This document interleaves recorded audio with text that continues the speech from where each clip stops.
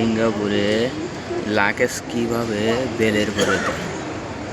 একজন নিয়োজিত আছে, লাগেজ যদি কোনো রকম উল্টোপাল্টা হয়ে থাকে তা সোজা করতে পারবেন। ওই যে সাদা শার্ট গায়ে একটা লোক দেখা যাচ্ছে, উনি দেখেন কি সুন্দর করে ব্যাগগুলো সোজা করে দিচ্ছে। এমনি খেয়াল করে দেখবেন, এটা হচ্ছে ভদ্রতা, ভালোবাসা।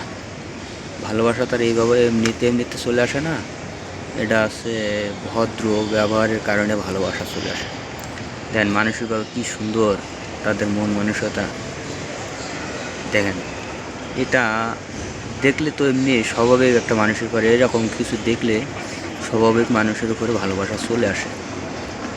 এই দেখেন লাগেজগুলো কীভাবে সরাইতেছে। ওই যে সাদা শার্ট, একটা মুরব্বী, ওই বয়সটা আনুমানিক কত হবে, 50-55।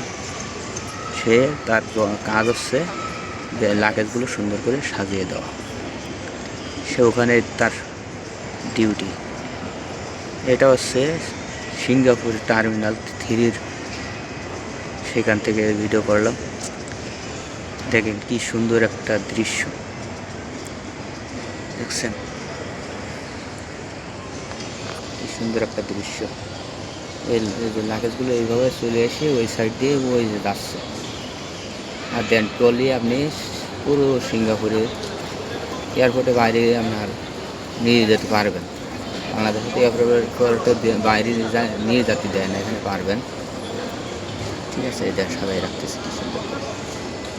এখানে মানুষ বসে আছে, কি সুন্দর একটা দৃশ্য। গাছ, ফুল গাছ, কোনো একটা দৃশ্য দেখলে আপনার মাথাটাই ঘুরে যাবে, এত সুন্দর একটা দৃশ্য।